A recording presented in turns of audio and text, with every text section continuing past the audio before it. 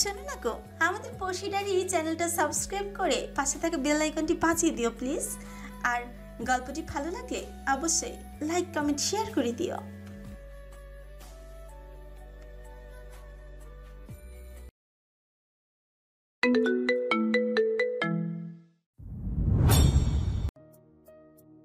এই উর্বি। রাউনাফ উর্বি লক্ষণ দেখে একবার চিন্তা করলো হসপিটালাইজড করার। পরক্ষণে উর্বির ভাই রেজাউলকে ফোন দেয় সে।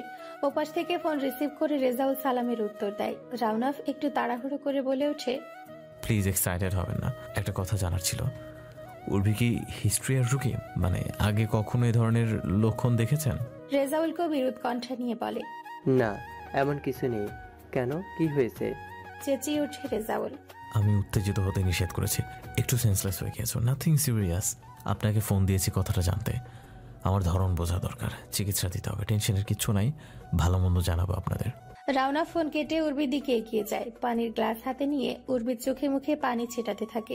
মোহনা বলে ওঠে, ভাইয়ার হাতের তালু ঘামছে খুব।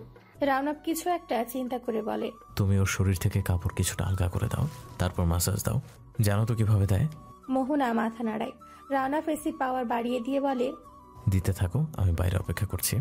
ফোন হাতে নিয়ে রেজাউল তহুরার দিকে তাকায়। তহুরা এগিয়ে এসে বলে, কি হয়েছে ওর? সেন্সলেস হয়ে গিয়েছে হঠাৎ। আবার শুরু হয়ে গেছে সেসব?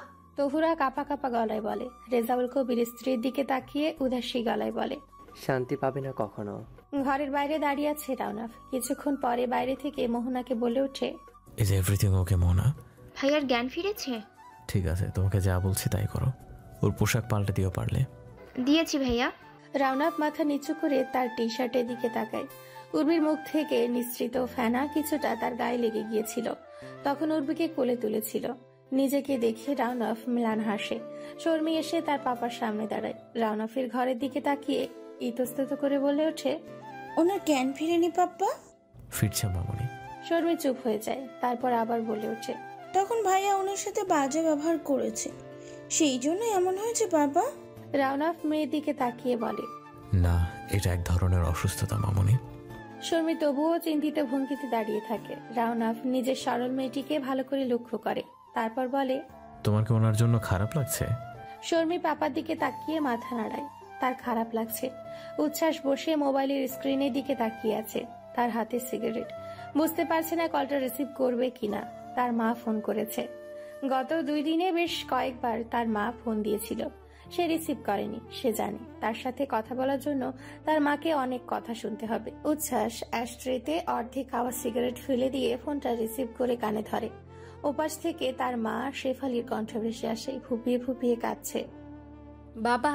বাবা রে, তুই আমার ফোন ধরিস না কেন বাবা? তোর মাকে এভাবে কষ্ট দিবি বাবা? ফোন দিচ্ছ কেন? সজীব বলেনি আমি ভালো আছি? এই বয়সে তালাক খাওয়ার শখ হয়েছে? কড়া কণ্ঠে বলে উচ্ছ্বাস। শেফালি জবাব দেয়, দিক তালাক, এই লোকের সাথে আমি থাকতে চাই না। আমার কলিজার টুকরাকে আমি দেখতে পারি না এই লোকের জন্য। ও বাবা, আমি তোকে একটু দেখতে চাই, তুই একটু। শেফালি কথা শেষ করতে পারে না। তার হাত থেকে ফোন কেড়ে নেয় সাখাওয়াত চৌধুরী। সে উচ্ছ্বাসকে বলে, আমার জীবনে প্রথম ভুল হচ্ছে তোমার মতো একটা কুলাঙ্গারকে জন্ম দেওয়া, আর দ্বিতীয় ভুল হচ্ছে সেদিন তোমায় কুলি না করা। উচ্ছ্বাস কোনো কথা বলে না। সাখাওয়াত বলে, তোমার মায়ের জন্য চিন্তা করতে হবে না, তাকে আমি তালাক দেব না। আমি এত বোকা না যে ইলেকশনের আগে এরকম বোকামি করব। উচ্ছ্বাস চুপ করেই থাকে। সাখাওয়াত বলতে থাকে, আর একটা কথা মাথায় রাখবে, উর্বি মেয়েটার বিয়ে হয়ে গিয়েছে, সেটা নিশ্চয় জেনে গিয়েছো।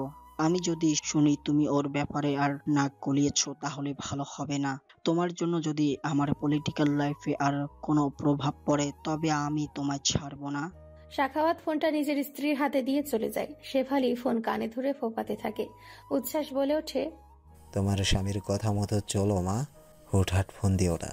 কথাটা বলে উচ্ছ্বাস ফোনটা রেখে দেয়। তারপর ঠোঁট বাঁকা করে হাসে। তার দৃষ্টি ফোনের স্ক্রিনে উর্বির ছবিতে নিবদ্ধ। উর্বি বই হাতে নিয়ে দাঁড়িয়ে হাসছে। আকাশি রঙের সালোয়ার কামিজ পরনে তার। এই ছবিটা উচ্ছ্বাস তুলে দিয়েছিল। ঘরের দরজা বন্ধ করে রনব ঘাড় ঘুরিয়ে বিছানায় উর্বিকে এক পলক দেখে। জ্ঞান ফিরেছে। কিন্তু খুবই অসুস্থ শরীরটা। আলমারি থেকে একটা টি শার্ট বের করে রাউনা ওয়াশরুমে ঢুকে টি শার্টটা পাল্টে নেয়। তারপর এসে বিছানার কাছে দাঁড়ায়। ঘড়িতে সময় রাত 1:30। উর্বি দু চোখ বন্ধ করে রেখেছে। রাউনাফ উর্বিকে ভালো করে লক্ষ্য করে। ওকে শুধু শুধু রোগা মনে হয় না। এই মেয়েটা নিশ্চিত কোনো ভয়াবহ শারীরিক জটিলতায় ভুগছে। কিছু টেস্ট করাতে হবে। উর্বির মুখের দিকে তীক্ষ্ণ দৃষ্টি নিয়ে রাউনাফ তাকিয়ে আছে। খুবই চমৎকার একটি মুখশ্রী, শিক্ষিতা একজন মহিলা, কিন্তু কেন যেন রাউনাফের কাছে স্বাভাবিক মনে হয় না। এই স্তরের আর 5 জন মেয়ের থেকে সম্পূর্ণ আলাদা মেয়েটি। কখনো যথেষ্ট ম্যাচিওর লাগে, তো কখনো একেবারে বাচ্চা। আচরণ কিছুটা এলোমেলো, সম্ভবত শীত লাগছে উর্বির। পায়ের কাছ থেকে কমফোর্টার গায়ে টেনে দিয়ে আবারও উর্বির দিকে তাকায়। বিড়বিড় করে নিজের মনে রাউনাফ বলে ওঠে, সম্পর্কে বোঝাপড়ার কথা তো জানি না মৃদুলা উর্বি, তবে আমার মনে হচ্ছে এখন থেকে আমাকে 3টা নয় 4টা বাচ্চার দেখভাল করতে হবে। মশা মারার মেশিন অন করে দিয়ে বিছানায় এসে বসে। উর্বিকে ডাকতে গিয়েও ডাকে না, ঘুমোচ্ছে ঘুমাক। বিছানায় উঠে বেড সাইডের টেবিল থেকে সীমালার ছবিটা হাতে তুলে নেয় রাউনাফ। এক দৃষ্টে সেদিকে তাকিয়ে থেকে মনে মনে বলে ওঠে, তোমার এই অবস্থা থেকে আমার হাসি পাচ্ছে, রাগও হচ্ছে, আবার দুঃখ হচ্ছে, হিংসাও হচ্ছে। কোনটা যে হচ্ছে আমি নির্দিষ্ট জানি না, তবে আমার কিন্তু নিজের উপর অনেক মায়া হচ্ছে শিমলা, সাথে মেয়েটার উপরও। সকাল সকাল চলে এলে যে? তহুরার দিকে তাকিয়ে মৃদু স্বরে বলে ওঠে উর্বি। তার কণ্ঠস্বর শুনে আন্দাজ করা যাচ্ছে তার অসুস্থতার পরিমাণ। তহুরা ননদের দিকে তাকিয়ে ঠান্ডা গলায় জবাব দেয়, ননদের শ্বশুর বাড়িতে সকাল সকাল আসতে নি বুঝি? হুট করে কুটুম বাড়িতে আসতে নেই। নিচু স্বরে বলে দেয় উর্বি। তুই অসুস্থ তাই এলাম। রাউনাফ ভাই ফোন দিয়েছিলেন রাতে, উনি আসতে বলেছেন।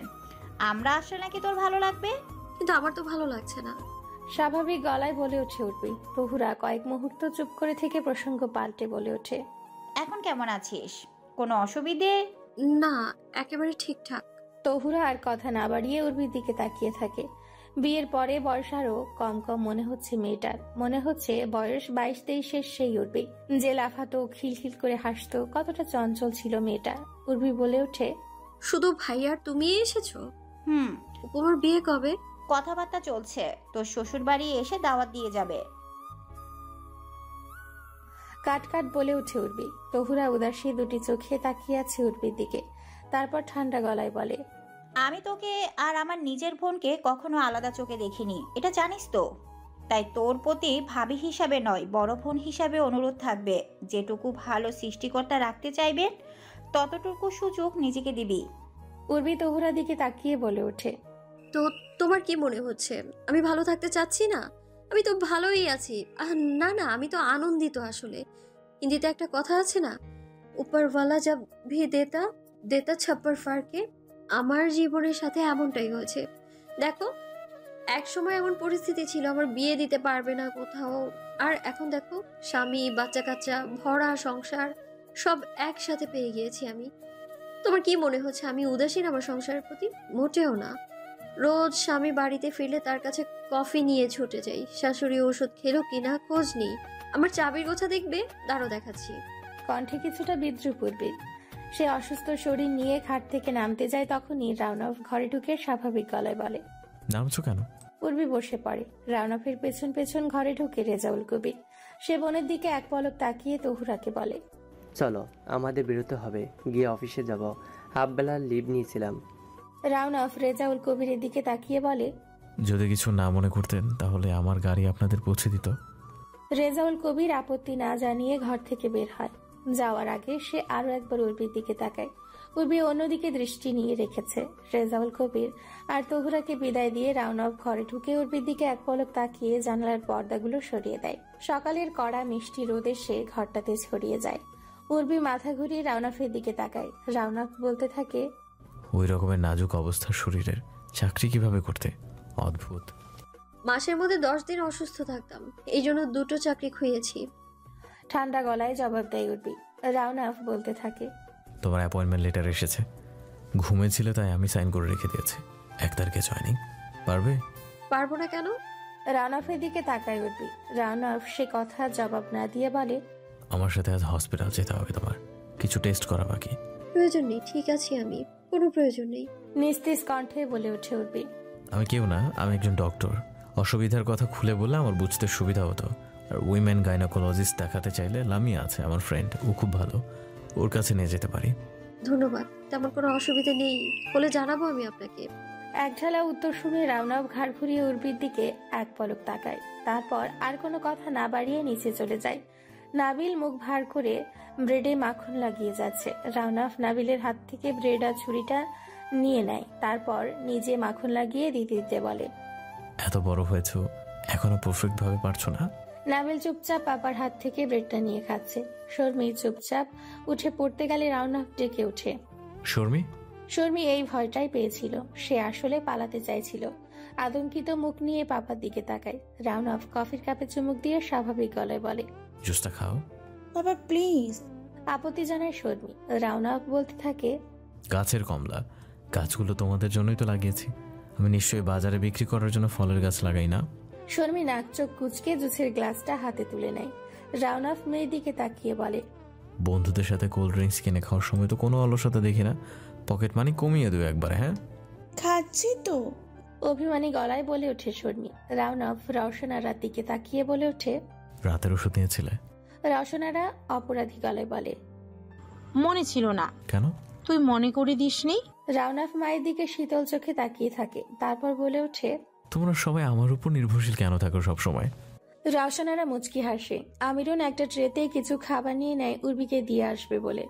রাউনাফ ঠান্ডা গলায় বলে ওঠে, দাঁড়া। আমিরুন দাঁড়িয়ে রাউনাফের দিকে তাকায়। রাউনাফ ঠান্ডা গলায় বলে ওঠে, জুসটা নিয়ে যা, বাড়ির সবার জন্য বানিয়েছি। আমিরুন একটা গ্লাস হাতে তুলে নেয়। নাবিল তার বাবার দিকে এক পলক তাকায়। রাউনাফ হাতের অ্যাপ্রন, স্টেথোস্কোপ আর ব্যাগ নিয়ে উঠে দাঁড়ায়। তারপর তার 3 ছেলে মেয়ের দিকে তাকিয়ে বলে, এই যে তোমরা 3 জন, আজ সারাদিন খুব ব্যস্ত থাকবো, ফোন দিতে পারবো না। প্রত্যেকে আজ কোথায় কোথায় যাবে তার আপডেট আমাকে টেক্সট করে জানাবে। আমার অবগতির বাইরে যদি কিছু করেছে এবং সেটা পরে টের পেলে প্রত্যেকের ল্যাপটপ আর সেলফোন বাজেয়াপ্ত করা হবে। আমিরুন খাবার ট্রে নিয়ে ঘরে ঢুকে। উর্বি চুলে খোপা বেঁধে নিতে নিতে বলে, আনলে কেন? আমি তো ঠিক আছি, এখন নিচে গিয়ে খেয়ে নিতাম। আমিরুন দাঁত বের করে বলে, ভাইজান পাঠাইলো।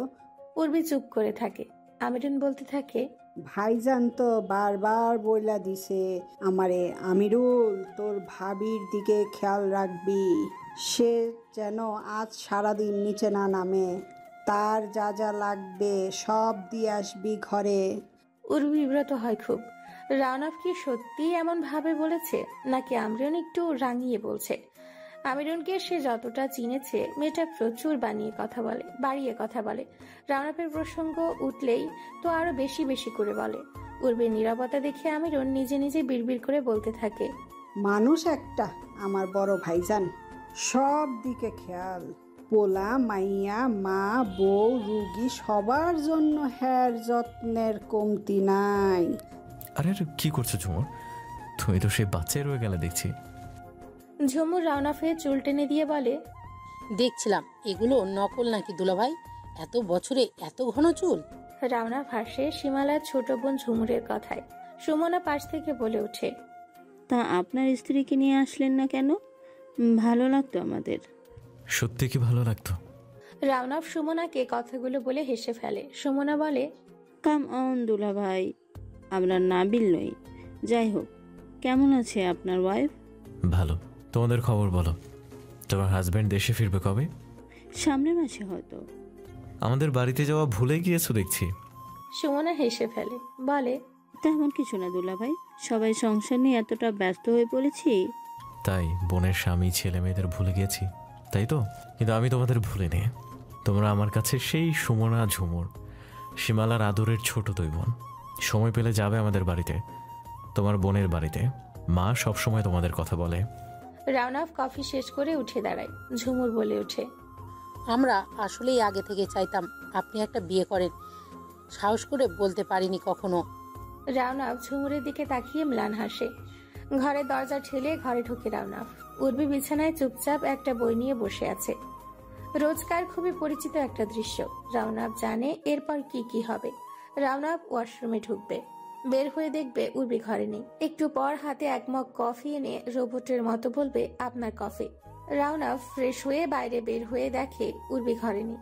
বিছানার ওপর একটা বই রাখা। রাউনাফ ম্লান হেসে নিজের ওয়ালেট থেকে কিছু ক্যাশ টাকা বের করে বইটা নিচে রাখে। খানিক বাদে উর্বি কফি হাতে ঘরে ঢুকে কফিটা রাউনাফকে দেয়।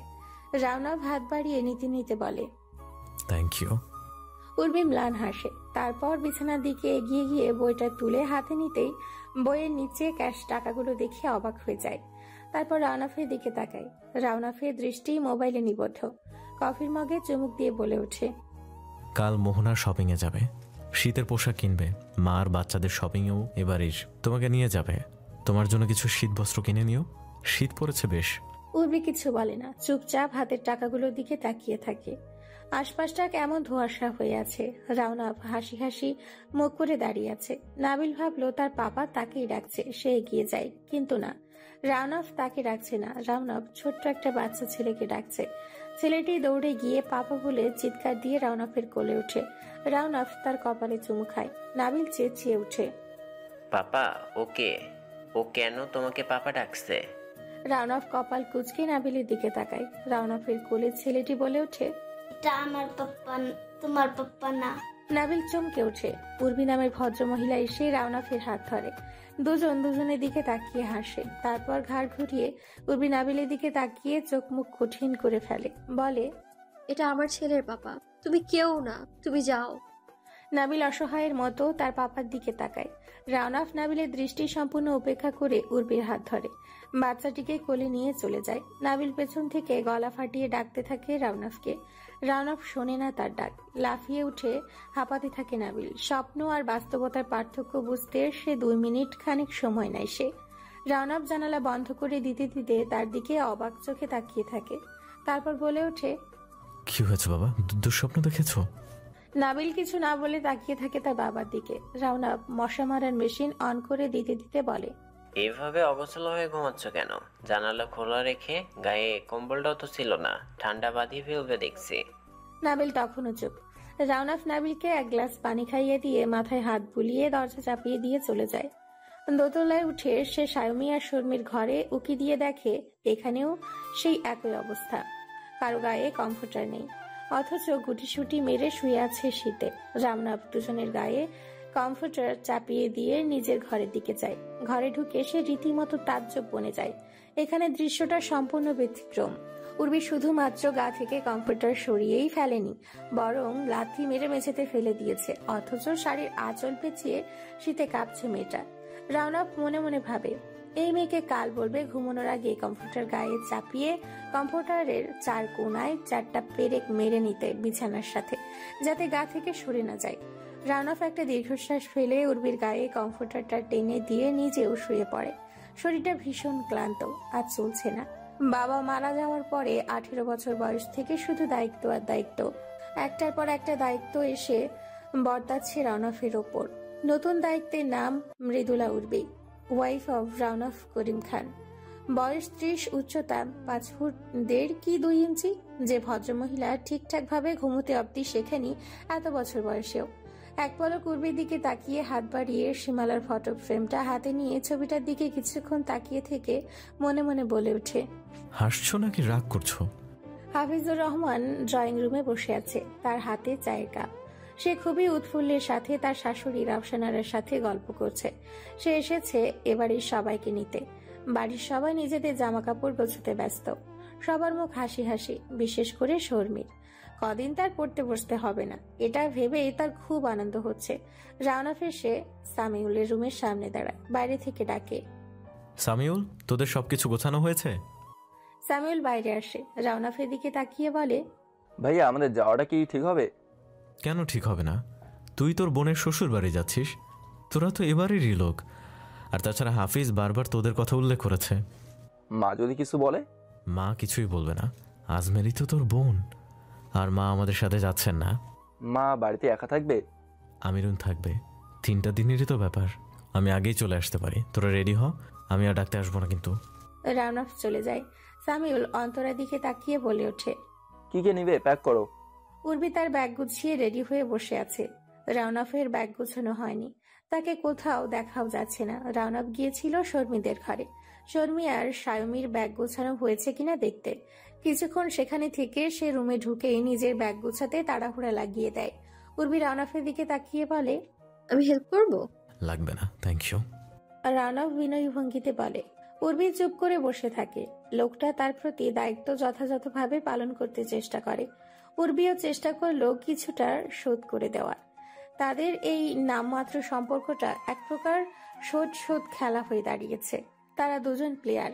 কিছুক্ষণ চুপ করে থেকে উর্বি সংকোচের সাথে জিজ্ঞেস করে, নাবিল যেতে রাজি হয়েছে? রাজি হবে না কেন? আমি ভেবেছি আমি যাচ্ছি বলে রাজি হবে না।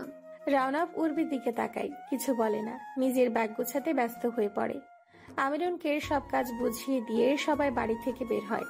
খান পরিবারের সবাইকেই খুবই খুশি খুশি দেখা যাচ্ছে। দুটো গাড়ির একটাতে বসেছে সামিউল, শাফিউল, হাফিজুর, শর্মি, সায়মি। এই গাড়িটা ড্রাইভ করছে শাফিউল। অন্য গাড়িতে বসেছে মোহনা, অন্তরা, রানাফ গিয়ে ড্রাইভিং সিটে বসে। উর্বি পেছনে একটা সিটে বসতে গেলে মোহনা বলে ওঠে, ভাবি সামনে সিটে বসুন। উর্বি রোবটের মতো সামনের সিটে দরজা খুলতে পেছন থেকে নাবিল বলে ওঠে, আমি পাপার পাশে বসবো। উর্বি ঘুরে নাবিলের দিকে তাকায়, তারপর একটা ম্লান হাসি দিয়ে বলে, শিওর। রাউনাপ চুপচাপ বসে থাকে। উর্বি গিয়ে পেছনের সিটে বসে। হাত থেকে কনফেকশন অফ আ মার্ডারের বইটা নামিয়ে রাখে উচ্ছ্বাস। বাইকের চাবি হাতে নেয়। সজীব আর মাহমুদ উচ্ছ্বাসের দিকে তাকিয়ে আছে। সজীব অনেকটা সাহস সঞ্চয় করে বলে ওঠে, কোথাও যাবেন ভাই? অসীমের সাথে জরুরি বৈঠক আছে ভাই। মামুনের বাচ্চা বেশি ফাল পাততেছে। ওকে পরে দেখবো। উর্বি ছাড়া অন্য কিছু মাথায় আনতে চাচ্ছে এটা আপাতত। সজীব বিরস মুখে উচ্ছ্বাসের দিকে তাকিয়ে থাকে। সে দিনকে দিন বিরক্ত হয়ে যাচ্ছে। সারাটা দিন শুধু উর্বি উর্বি আর উর্বি। যদি কোনো অপসরা হতো তাহলে না হয় মানা যেত, মোটামুটি ধরনের চেহারা। উচ্ছ্বাস ভাই চাইলে হাত বাড়ালেই 10 গুণ সুন্দরী মেয়ে পেতে পারে এখনো। তা না করে ওই মেয়েটার জন্য মরণ খেলায় মেতেছে। উচ্ছ্বাস বইটা শেলফে তুলে রেখে বলে, উর্বিকে মনে মনে গালাগাল দিচ্ছিস? খবরদার না। ওকে ভালোবাসা, গালাগাল দেওয়া সব কিছুর অধিকার শুধু আমার। সজীব সাহস জোগাড় করে বলে, যার জন্য এখনো এত পাগলামি করছেন সে কি করছে? সারাদিন আপনাকে বিয়ে করো বলে পেরা দিত। সে এখন তো দিব্যি অন্যের ঘর করছে। উচ্ছ্বাস তার কথার জবাব না দিয়ে বলে, হানিমুনে গিয়েছে নাকি আত্মীয়ের বাড়িতে? ও শ্বশুর বাড়ির দিকে কোনো আত্মীয়র বাড়ি। উচ্ছ্বাস কিছুক্ষণ চুপ থেকে বলে, একটার পর একটা ভুল করেই যাচ্ছে মেয়েটা। প্রথম ভুল আমাকে ভালোবাসা, দ্বিতীয় ভুল আমার মতো পশুকে ভালোবাসতে শেখানো, তৃতীয় ভুল আমার থেকে দূরে যাওয়ার কথা বলা। প্রথম 3টা ভুলের শাস্তি দিয়েছি আমি। চতুর্থ ভুল আমাকে ভুলে অন্য কাউকে গ্রহণ করা। এটার শাস্তিও খুব শীঘ্রই পাবে। শাস্তি দিয়ে তারপর ওকে বিয়ে করব। কিছু ক্যাশ নিয়ে অনেক দূরে চলে যাব। ছোট সংসার পাতবো ওকে নিয়ে। ভাই ও তো আর আপনাকে চায় না। এখনো এসব করার মানে আছে কেন? উচ্ছ্বাস সজীবের দিকে তাকায়। চায় না মানে? চাইতে হবে, চাইতে হবেই। এখনো এসব করার মানে আছে? মানে যেদিন মরবো সেই দিন ওই উর্বি ওর থেকে পিছু ছাড়তে পারবে আমার। তার আগে না কখনোই না। উর্বি বসে আছে। বাইরে সবাই খুব হই হুল্লোড় করছে। বহুদিন পরে সবাই সবাইকে পেয়েছে।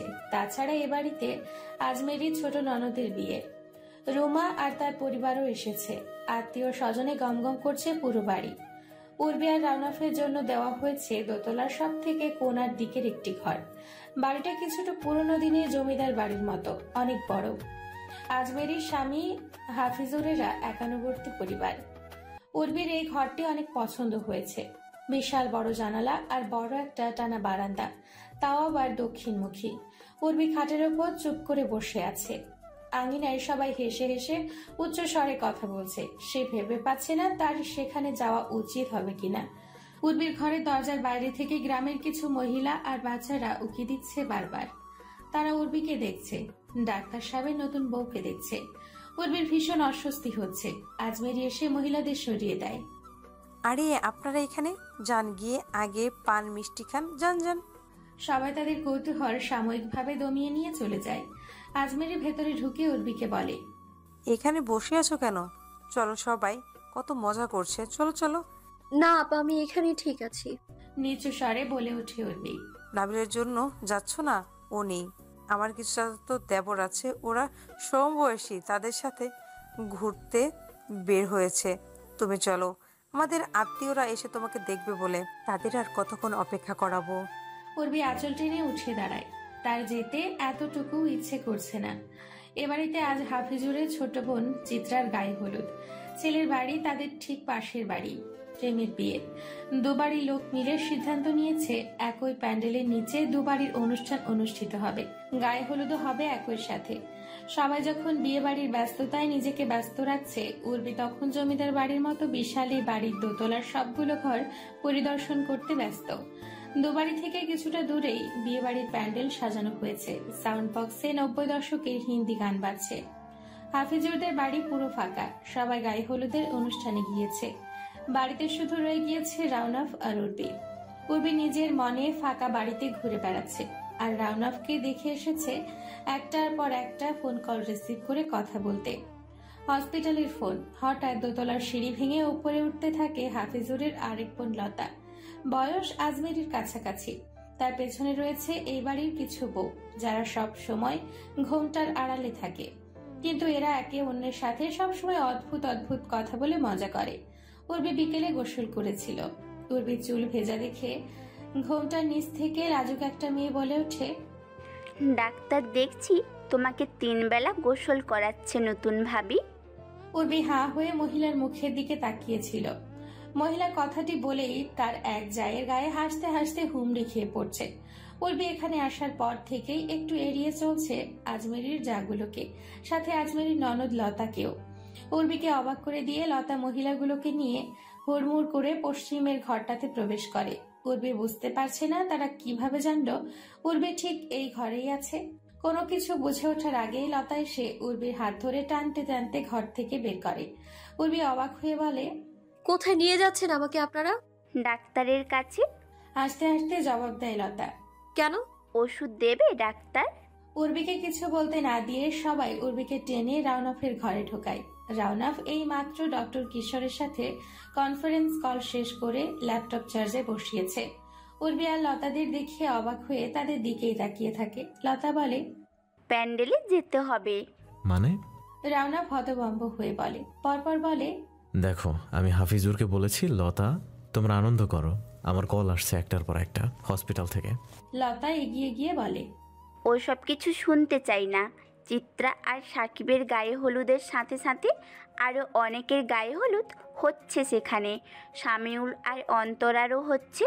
আপনার আর নতুন ভাবিটা বাদ থাকবে কেন? চলেন, এক্ষুনি চলেন।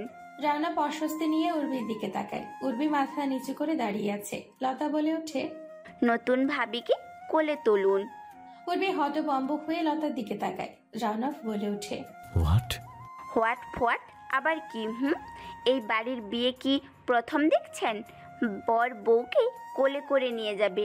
নিন, তাড়াতাড়ি ভাবিকে কোলে তুলুন। রাউনাফ ধমক দিয়ে কথা বলতে জানে না, নয়তো অনেক বড় সড়ো একটা ধমক দিতে লতা কি আছে। সে শুধু ঠান্ডা গলায় বলে ওঠে, তোমরা কি আনন্দ করো লতা, আমার ফোন এসেছে হসপিটাল থেকে। উর্বি ঘর থেকে প্রায় ছুটে বের হতে চাইলে অন্যান্য মহিলারা উর্বির হাত ধরে ফেলে। লতা রাউনাফের দিকে তাকিয়ে বলতে থাকে, আমরাই তো বেয়াই, অসুবিধা কি? বিয়ে করতে পেরেছেন, এখন লজ্জা পাচ্ছেন কেন?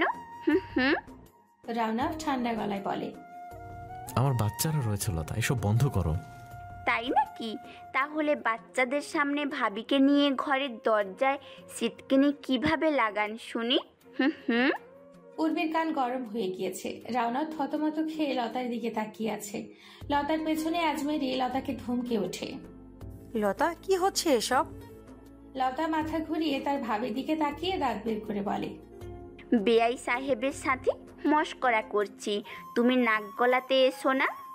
আজমেরি ঘরে ঢুকে রাউনাফের দিকে তাকিয়ে বলে, ভাইজান মোল্লা বাড়ি থেকে মোর্শেদ চাচা আর ওনার ওয়াইফ এসেছে। তুমি চলো, তোমাকে 5 বছর আগে দেখেছে, চলো ওদের সাথে কথা বলবে। রাউনাফ হাঁপ ছেড়ে বাঁচল। এই লতার খপ্পরে পড়লে আজ মান সম্মানের 12টা বেজেই যেত। মনে মনে সে আজমেরিকে অসংখ্য ধন্যবাদ দেয়। আজমেরি আর রাউনাফ চলে যায়। উর্বি চুপচাপ দাঁড়িয়ে থাকে। লতা বলে, পারলাম না। তারপর উর্বির দিকে তাকিয়ে বলে, এমনিতেই কোলে তুলে তো অসুখ সারানোর বাহানা। লতার পাশে দাঁড়ানো ভাবি দুজন উচ্চ স্বরে হাসতে থাকে। উর্বি নিচু স্বরে বলে ওঠে, আমি নিচে যাচ্ছি। হ্যাঁ যাও, তোমার স্বামী ওদিকেই গিয়েছে। হাসতে হাসতে গড়াগড়ি খেতে থাকে লতা এবং বাকি মহিলারা। উর্বি দ্রুত পা ফেলতে থাকে। দূরের প্যান্ডেল থেকে গান ভেসে আসছে, আজ ব্লুহে পানি। এটা নিশ্চয়ই শর্মি আর তার দলবলের কাজ। আজ সকালটা বেশ চমৎকার। কোনো গাড়ির হর্নের শব্দ নেই, বরং চারিদিকে শুধু পাখির কিচিরমিচিরের শব্দ। উর্বি ঘুম থেকে উঠে ফ্রেশ হয়ে নেয়। রাউনাফ বেঘুরে ঘুমোচ্ছে।